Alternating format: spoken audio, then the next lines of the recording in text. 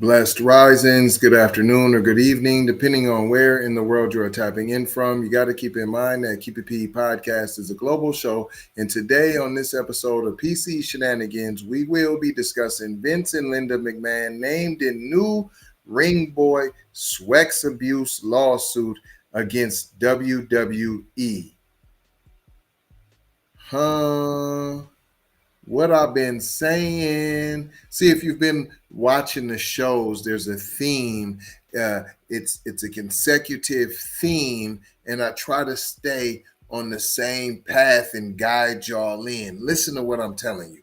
I done told you that there was an attack on Black fame, right? And then, like the crack epidemic, I told you that white people thought it was just going to stay over there with the darkies. No, it's just going to stay over there with the darkies. They're only after Black famous men. That's all it's going to be. They're going to stay over there. They don't want nobody else. Did you think that? Did you think that?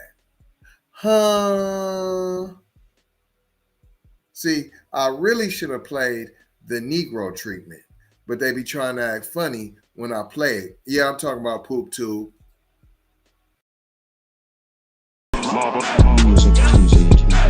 The Negro treatment. I didn't do anything. I did anything. See, I didn't do anything. I didn't do anything wrong. That's that privilege part. See, and now they're coming out the woodwork. But the problem is, see, boys and girls, you're still not the same as us because they'll get the lawsuit and they go free, like Abercrombie and Finch CEO. He's Jeffrey Epstein 2.0. He was pimping and pandering.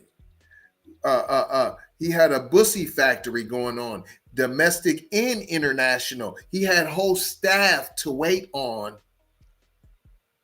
right, to supervise so they don't escape. You understand what I'm saying? They were coerced, they were drugged, they were forced to engage in what they're calling sex events, but not freak offs, of course, because that's only reserved for Diddy. Right? Right. On Wednesday, 5 men who had worked as ring boys for World Wrestling Entertainment as young teenagers in the 1980s filed a lawsuit alleging that they were groomed and sexually abused by ring crew boss and ring announcer Mel Phillips on the company's watch. And allegedly, Vince McMahon was involved, right? You think he didn't get none of that bussy action? You think he would jeopardize his enterprise if he wasn't getting a piece of the creamy thighs? Do you believe that? Look me in the eyes and tell me that you're surprised. Huh? How old were you the moment that you realized, right, that this is them type of guys? It's just what they do, small fry. It's how they get down. It's how they get down. It's part of the culture. In fact, they've been doing this since Roman times, the Greeks, right? Until the Moors had to come through and show them even how to clean up themselves, right? Right. Had to show them how to brush their teeth, right? Comb their hairs, right? That old tangled straw. Had to show them how to get down with that. Had to show them some manners. Man, stop out there taking baths with the pigs and the horses in the little horse trough, in the pig trough. Stop drinking like a lap dog, right? So they knew about what was going on. The suit filed by 5 John Does named WWE parent company TKO Group Holdings and WE co-founders, former executives Vince and Linda McMahon as defendants. Phillips died in 2012. The suit paints a picture of Phillips as someone to whom WWE gave unfettered access to kids and the means to abuse them, such as private locker rooms. The plaintiffs' allegations are buoyed by evidence already in the public record pointing to the ongoing knowledge of the alleged abuse by those at the top of the WWE, particularly the McMahons. Okay, you already have the evidence. It's already in public record that they were involved and knew, allegedly involved, but they knew, or else why wouldn't you do anything, right? Unless you were involved. I'm just saying, hello, McFlizzle. Let's use our head, not trying to tell you what to think, trying to show you how to think. That's why we break down the articles the way that we do here on the Keep It P podcast, where we take news, situations, and everyday occurrences, and we show how one could or could not be keeping it P. And I am your host, TZ Von Savage, in the place to be.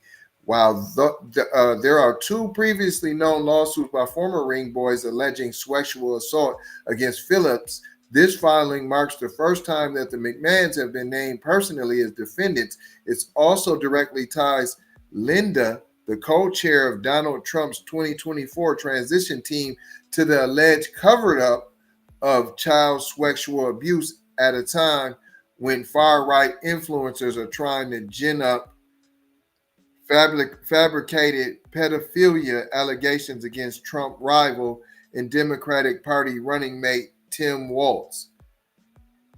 Boy, this turned fast to Republicans versus Democrats. Wow. You Bloods and Crips went, wow, it went beef on beef on beef ASAP, right? So this is a hit piece? I don't like neither one of you anyways. It continues. Thanks to the extraordinary courage of our clients, we now have the opportunity to hold accountable to WWE, as you should, and its leaders for the last 40 plus years. Of course you should. Of course you should. These are kids. These are children. These were minors. These were teenage boys. Throw the book at them. But will they? No. Where's the criminal charges at, right? You can't go against Phillips, right? But aren't there criminal charges for people who just sit back idle and watch or facilitate I'm saying, come on now. Let me get some more in the comments. Let's continue. Right. Aren't there laws for this? Right? I know we got some smart viewers. Come on, man. Let's get some participation going on. It continues. I see a gang of y'all in here, by the way. Vince and Linda McMahon, who enabled the rampant abuse of these young boys. Rampant. Attorney Greg Gutzler told Rolling Stone. If anybody needs representation, if you feel that you were wronged and fondled by Vince and or Linda and or anyone with the WWE organization, as well as the TKO parent company, please reach out to Greg Gutzler. GERGUTZLER. We cannot let these victims, right, remain hidden. You must stand forth. You must stand up for yourself and your rights. You must fight for your right, right? He forced bussy behavior on you. He's changed your life for the worst for your life. He made decisions for you. He changed your sexuality. He changed it. He forced you. So contact attorney Greg Gutzler. The WWE organization and the McMahons had a higher duty to protect the ring boys, yet they failed in the most appalling way. Appalling. That's like the worst. That's worse than worse. Appalling way. You didn't protect the children. The complaint details just some of the facts underlining this scheme of abuse. Scheme, a con, ongoing, hidden. We are certain there will be significant developments in the coming months that will illuminate even further the systematic corruption and abuse inside the WWE led by Vince McMahon. We are committed to uncovering the truth that Vince McMahon is hidden behind this long-running, insidious abuse, and we honor our client's bravery. So brave to come out against such a titan like Vince McMahon. And the client, and they honor we honor our client's bravery by vowing to relentlessly pursue justice on their behalf. More than 30 years ago, the columnist Phil Mushnick tried to make headlines with these same false claims. This is McMahon's attorney. Those allegations were never proven and ultimately became the subject of a defamation lawsuit against Mr. Mushnick, says Jessica Rosenberg, an attorney for Vince McMahon. Here we go with the scare tactics. But see, if Diddy's attorney tries that, right, to go after the victims and victim blame and shame, what is he looked at as then? You dirty Negro, you scumbucket Negro. How dare you? How dare you? How dare you try to defend yourself? The negligence claims against Mr. McMahon that were asserted today rely on these same absurd, defamatory, and utterly meritless statements by Mr. Mushnick. We will vigorously defend Mr. McMahon and are confident the court will find these claims are untrue and unfounded. It just may happen for the simple fact that we know it's not a level playing field, right? We do know that. So this may be the underlay for the overlay. Oh, we was going after the white man too, but he had his day in court just like you did, but he won though. It just the draw, the luck of the draw. Sometimes the cards just come out like that. They just play out how they play sometimes, and sometimes you win some, and sometimes you lose some. Right. WWE, TKO, and Linda McMahon did not immediately respond to requests for comment, but this story will be updated if they do. This is ridiculous. I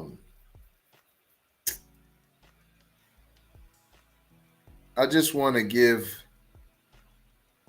a little insight into what Vince McMahon has done to these victims.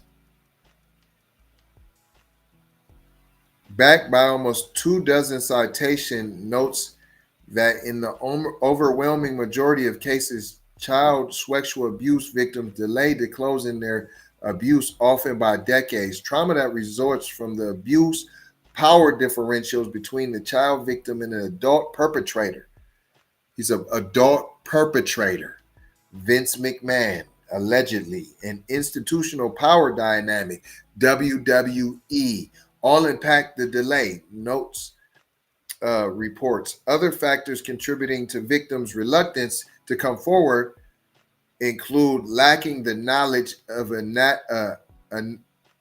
anatomy or bodily autonomy to recognize sexual abuse, the vocabulary to describe what happened to them, and a trusted adult to disclose to go tell, as well as the fear of not being believed if they disclose, like Vince McMahon's lawyer, Jessica Rosenberg, is trying to do to the victims. So this is what the victim was put through, right? This is why there's such a delay of the children that were being fondled and dandled allegedly by Mr. Vince McMahon. The foregoing admissions and accounts established not only that defendants knew or should have known about Phillips' sexual harassment and abuse of the ring boys, but that defendants failed to protect the ring boys and knowingly fostered and allowed a culture of sexual misconduct to permeate the WWE. That means all through it, it's fabric, it's core, it's DNA. The specific causes of action being cited in the complaint against all defendants are negligence, as well as negligent hiring, training, and retention. A history of legal issues. So this is ongoing. This is not the first time. This is a continuous. This is a systematic, institutional RICO. Phillips allegedly preyed on children who worked for him had been publicly disclosed since 1992 when the San Diego Union Tribune reported that Tom Cole and Chris Laws, who had worked as ring boys, accused Phillips of abusing them in service of his foot fetish. So why are you saying, Jessica Rosenberg, the attorney for Vince McMahon, that this stuff never happened? Why are you saying that it's fraudulent? Why are you saying that? Why are you saying that when it's been publicly discussed? Publicly discussed. It wasn't just Mr. Mushnick. It was also the San Diego Union Tribune. And now there's specific victims. There's Tom Cole. There's Chris Laws. Why aren't you addressing them, Jessica Rosenberg? And did you know he had a foot fetish, right? These are very specific details. It continues, but outside of wrestling-centric fanzines, daytime TV, and tabloids, especially the New York Post, the story was largely ignored by major media outlets, lamestream media at its finest, because Vince McMahon, right, has the complexion for the protection, and he's able to manipulate the news cycle. I didn't say that. They said that. At the time, Vince McMahon told the media that he had long suspected children were not safe around Phillips, yet you did nothing about it. Those comments came in the larger context of a reckoning about the prevalence of anabolic steroid abuse by the WWE roster, as well as allegations of sexual harassment against Phillips' direct supervisor, Terry Garvin, and Garvin's own childhood friend turned superior, Pat Patterson. It was routine for WWE announcers to joke on television about wrestlers having attended the Terry Garvin School of Self-Defense, yet WWE's habit of ongoing WWE's habit of going scorched earth with legal threats and other interference, as documented by the likes of the Village Voice and Pro Wrestling Newsletter, 3 Count, seemingly scared off national legacy media from covering the Ring Boy story. I've reported extensively on the scandal, including in the 2020 feature for Business Insider, which is cited throughout the new complaint. As I outlined in that story, the Post Phil Mushnick wrote in a March 1992 column that Vince McMahon had told him that Mushnick's words, he had let Phillips go 4 years ago because Phillips' relationship with kids seemed peculiar and unnatural, but hired him back after telling him to stay away from children. So you knew fam was a touchy-feely pedo. And why, right, did you bring him back? Because you wasn't getting your fix. This was your fixer, allegedly. He was bringing you your fix, sir. Right? And when you could no longer get your fix because you got rid of the fixer, you know, the one that went and procured the young bussy for you, and then they just say children, but you know it was boys, though. It was ring boys. Be specific, like children. No, like you go both ways, like you were interested in the girls, like you like women. No, you like boys, meaning you like bussy, meaning you are gay, sir. You are homosexual, allegedly, Vince McMahon. Yes, sir, you hired the touchy-feely guy back after McMahon and WWE sued Mushnick In the Post a year later for defamation, the veteran sports columnist elaborated in the deposition that McMahon told him that Vince and Linda returned Phillips to the organization with the caveat that Merrill steered clear of underage boys, stop hanging around kids, and stop chasing after kids. Golly, he was chasing after them. Y'all gave fam the keys to the daycare. That's what you gave him. So you knew about it. And why was it so important? Why was this guy so important that you had to keep him around on what could potentially destroy your legacy and empire? Why would you do something like that? What makes that so important? What makes him so important? Because he's the fixer and he knows where the bodies are because he brought you the bodies, allegedly. It continues.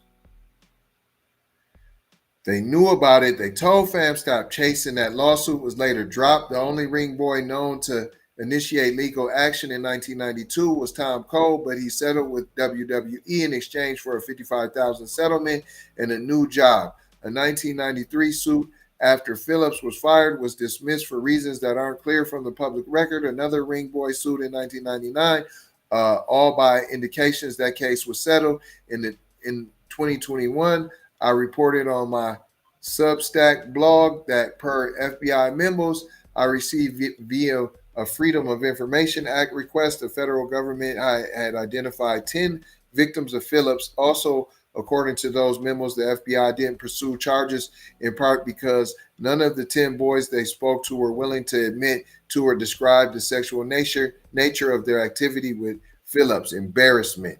A statement contradicted by the allegations Cole and others made in 1992 in responding to a request for comment to my 2020 Business Insider story. Since retired WWE attorney Jerry McDivitt characterized the ideal that the McMahons were aware of Phillips' proclivities was outlandish and classic liable. However, he ignored all direct questions about what McMahon had reportedly told Mushnick in 1992, and though McMahon and WWE sued Mushnick in the Post for defamation, they never actually argued that Mushnick had lied about McMahon's March 1992 admissions. Both the new lawsuit and my 2020 article also cited multiple examples of former WWE personnel indicating that it was common knowledge that Phillips was sexually abusing ring boys. In addition, as I reported on my Substack blog in 2021, and as is also cited in the 2024 complaint, records obtained from FOLA, Freedom of the Act requests and exhibits in the Mushnick lawsuit show that both WWE in 1992 and the FBI in 1993 came into possession of a videotape that showed Phillips doing exactly what multiple boys accused him of doing, forcefully rubbing a boy's foot on his crotch. In the new lawsuit, 4 of the 5 men described abuse taking place in the first half of the 1980s, with John Doe 2 saying that his abuse extended into 1989 after Vince McMahon had fired and rehired Phillips. All 5 described sexual abuse that began with Phillips targeting them as wrestling fans he met at or around shows he was working on, or in social situations near his home in Philadelphia. In the complaint, John Doe 1, a 13-year-old in 1981-1982 who was attempting to avoid physical abuse at home, describes a grooming process that began with Phillips giving him access to an arena and locker room area, including a private room over which Phillips had control. The day they met, he alleges Phillips groped his genitals but tried to play it off like a mistake. According to the complaint, a few weeks later, Phillips stripped down to his underwear in his hotel room and wrestled the boy, suffocating him while disregarding his protest, massaging the boy's legs and licking his bare feet.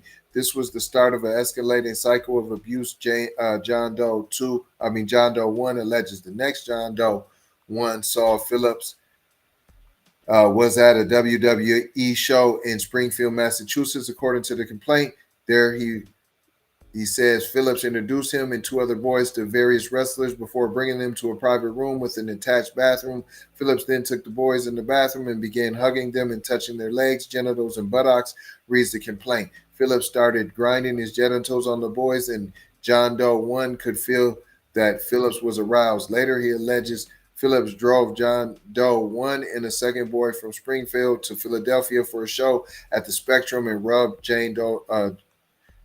Doe's leg throughout the trip.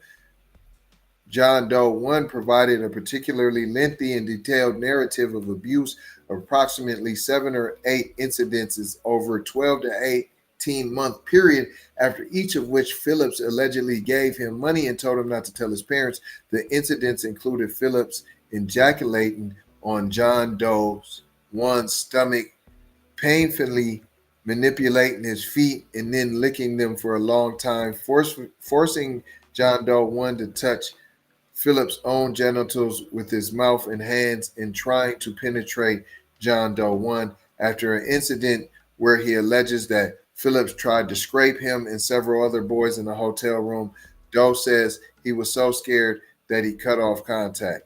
John Doe 2, 13 at the time, met Phillips outside an arena in Massachusetts in 1984. In this case, Doe alleges that Phillips didn't make much of an effort to groom him. After talking about wrestling, Phillips said he wanted a favor and to follow him to the dressing room. According to the complaint, once there, Phillips threw him to the ground, got on top of him, took off his shoes, and began pulling and twisting his feet and toes in a painful way. Phillips also put John Doe 2's feet near Phillips' crotch, and it felt like he was sexually aroused. Phillips also pressed his hands against the buttocks and groins of John Doe 2. In the complaint, John Doe 2 alleges that Phillips continued with similar abuse in other hotel rooms and in private arena locker rooms. Recording the abuse on his video camera, Phillips would be able to grab and fondle his feet and body, including touching his buttocks between the legs and in the groin. The complaint adds, embedding a photo of Phillips pinning him down with his knee bent back and his foot in Phillips' face. John Doe 2 witnessed Phillips similarly abusing other young boys. The complaint adds, after the photo, he also alleged that Phillips took photos and videos of the abuse. How are you saying none of this happened, Mr. McMahon? That's what I'm saying. You have to be part of it, Vince McMahon. You have to be in on it to be still denying this. Jessica Rosenberg, what are you doing? What are you doing? You know this is in the evidence. You know that they've said this has happened. You're blaming the victim. Are you saying Vince not only didn't know this happened, but he wasn't involved? Are you saying that? Because as they said in here, you still didn't say Mushnick was lying. That's why you dropped your defamation suit, sir. Hello, McFlizzle. John Doe 3 was living in a foster home in Pennsylvania when he met Phillips in the early 1980s. When they met, Mel explained who he was, asked if he liked wrestling, helped him meet a couple wrestlers, and offered to take him to Philadelphia for a show, reads the complaint. Phillips would pick him up and drive him to Hamburg, Pennsylvania, where the WWE did tapings. WWE's final taping in Hamburg was on May 30th, 1984, so this suggests the abuse took place before then. Phillips wrestled him to the ground and started squeezing and twisting his feet to make him submit, reads the complaint's description of one hotel room incident. While wearing nothing but a small t-shirt and underwear, Phillips then got rougher by pinning him on his back. Phillips then rubbed his genitals on John Doe's legs and feet until he orgasmed. After they fell asleep in the same bed, Doe 3 alleges that Philip grinded up against him until he orgasmed while repeating, "It's okay, it's okay." The next morning, Phillips drove him home and paid him for his ring crew work. The plaintiff alleges that Phillips would sometimes give him soda that tasted different than normal soda and caused him to become lightheaded, all as a pretext to further sexual abuse. As with John Doe 2, he claims that Phillips shot photographs and videos of the abuse. But let me guess, we don't know where it's at other than the one video. John Doe 4, hold on, this is way worse than Diddy. These is all kids and it's all gruesome. Mr. McMahon, you know the name of his documentary, so powerful. He's a mogul. He's defiant. John Doe Ford met Phillips when he was approximately 13 years old. At some point between 1983 and 1985, Phillips frequently drove around the Philadelphia neighborhood where Doe and two of his friends lived. Sounds like stalking to me, and struck up enough of a rapport that he was soon driving them around the city. A confidential witness cited in the complaint, described as a sibling of one of the Doe's friends, echoed their allegations in an interview with Rolling Stone. The witness recalls that on multiple occasions she witnessed how Phillips would drive onto their street, watch the boys play, and show them all WWE championship belts that he kept in his car. The witness adds that after Phillips would take the boys out, they sometimes returned drunk. As just a little sibling sitting there, you would hear them talk and hear how drunk they were. The witness tells Rolling Stone, we would just sit on the corner and talk, and I'm listening to them talk. I'm like, what the F? According to the complaint, after you see how they cussing, she was just a youngster. And look, she's like, what the F? This is how they raising them, P. This is how they raising them over there in Philadelphia and in them male communities. I'm like, what the F?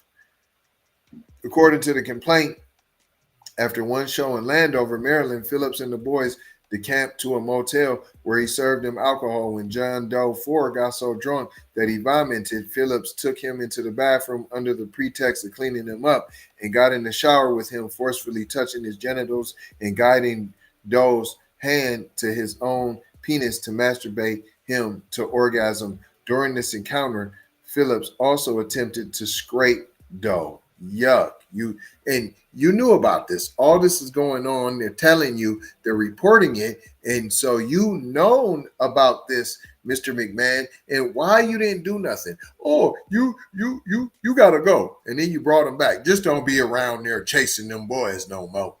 Yeah, right. You wasn't getting your pussy fixed, sir. John Doe Ford and his friends worked as part of Phillips' ring crew on approximately 6 or 7 WWE shows at the Philadelphia Spectrum, always able to get in the performance entrance by telling security that they were there to meet up with Phillips. On each occasion, Phillips wrestled John Doe Ford and the other underage boys, pinning them on the ground, laying on top of their backsides with his groin in their buttocks, bending their limbs and twisting and pulling their toes. Phillips also continued with his alleged modus operandi of using the boy's feet to touch his genitals. This sounds like a RICO. Doe notes in the complaint that Phillips often did these things in front of various wrestlers, as well as retired wrestler Pat Patterson, who served as one of Vince McMahon's top lieutenants. What did I tell you? What did I tell you? You think nobody else was in on the reindeer bussy games? I think not. The complaint also describes an occasion where Phillips allegedly gave the boys beer and John Doe passed out. The next day, John Doe noticed blood in his underwear and experienced fecal incontinence. Incontinence. What is fecal incontinence? Which had not happened to him before.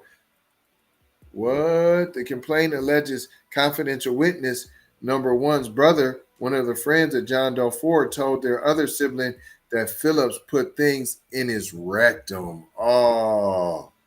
John Doe 5 says in the complaint that he was approximately 15 years old when he met Phillips circa 1983, 1984. Dang, Vince McMahon. Golly. And y'all talking about Diddy? Wow. As with John Doe Ford, he was a Philadelphia local who got to know Phillips when the announcer would drive through his neighborhood showing off the WWE props he kept in his car, like championship belts, grooming, stalking. Wow. In the complaint, where are the parents at? Y'all didn't know this man's driving around with wrestling belts in his no, paying y'all's kids coming back with money, drunk. You don't know about none of this? You didn't know where your kids was? They going out of town. Doe alleges that the abuse started after a trip to Landover, Maryland, where Phillips plied John Doe 5 and other boys with alcohol Phillips kept in his car. Golly, in the scrape mobile. the Chester the molester mobile. He kept the alcohol in his car at a local motel. Phillips wrestled the boys, which included, just as the other plaintiffs described, laying on top of their backsides with his groin in their buttocks, twisting their toes, and putting Doe's feet on Phillips' genitals while he was aroused. The complaint also embeds in the photograph Doe took of two of his friends in one of the hotel rooms they shared with Phillips, where one of the boys appears to have stripped down to his underwear and what appears to be a beer can is visible in the background. The WWE has spent the last few years mirrored in sexual misconduct scandals. Vince McMahon resigned as CEO in July 2022 after a series of Wall Street Journal reports revealed that the company's board of directors was investigating $12 million that he had paid out in sexual misconduct settlements. The journal also later reported that in late 2022, seemingly motivated by a demand letter in New York's Adult Victims Act lifting the statute of limitations, he paid a settlement in the millions of dollars to former WWE referee Rita Chatterton, who alleges that McMahon scraped her in 1986. McMahon staged a hostile takeover in January 2023 using extra voting power granted to him as a McMahon family member to push himself back into the company. Listen to what I'm telling you. 1986, all this was happening. 1984, 1983, and you think Vince McMahon wasn't privy? You think he didn't take no parts? He was the parts. Fam was procuring the bussy for Vince McMahon allegedly, and he got all the leftovers. He just told you he was doing it all in front of Vince McMahon's lieutenant, his top people, and in front of wrestlers. Why ain't we suing the wrestlers too? Why aren't we naming the wrestlers? So McMahon done forced his way back in, but that tense situation escalated in January 2024 when Janelle Grant, a former WWE employee, sued Vince McMahon, WWE, and former executive John Leonidas, alleging scrape and sex trafficking, leading to Vince's second resignation from the company he founded with no chance of a second hostile takeover due to the elimination of his special voting power. The Grant suit is currently paused as the Department of Justice investigates McMahon for potential related criminal charges. I never heard of an investigation being on pause. I said that I did a story on this similar thing. It's called Mr. McMahon. Please go check it out. I've already reported on this. I went into actually how one of the victims suspiciously has committed suicide, and she was bringing charges against Vince McMahon. Go check that out. The allegations in the Ring Boys lawsuit against WWE are deeply troubling, Grant's attorney Ann Calais wrote in a statement on Wednesday. Vince McMahon made sexual abuse and human trafficking a hallmark of WWE's culture for decades. Survivors like Janelle Grant and other former WWE employees deserve their day in court. All former WWE employees who experience sexual abuse and harassment should be allowed to tell the truth by having their non-disclosure agreements waived. Ms. Grant stands by all WWE survivors and believes that Mr. McMahon, WWE, and all involved parties must be held accountable. Why not break it then? Since it's so important and you're doing it and you're going out on a limb and you're doing it for the people, why not break it?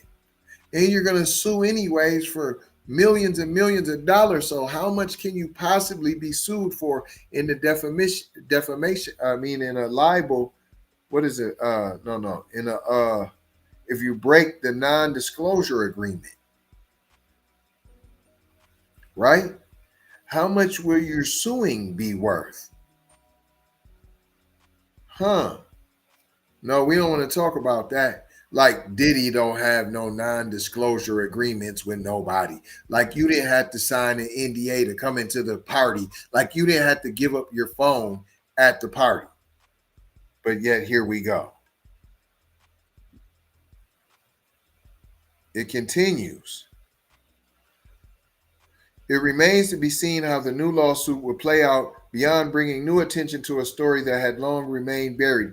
These grown adults, they knew. That's what I said.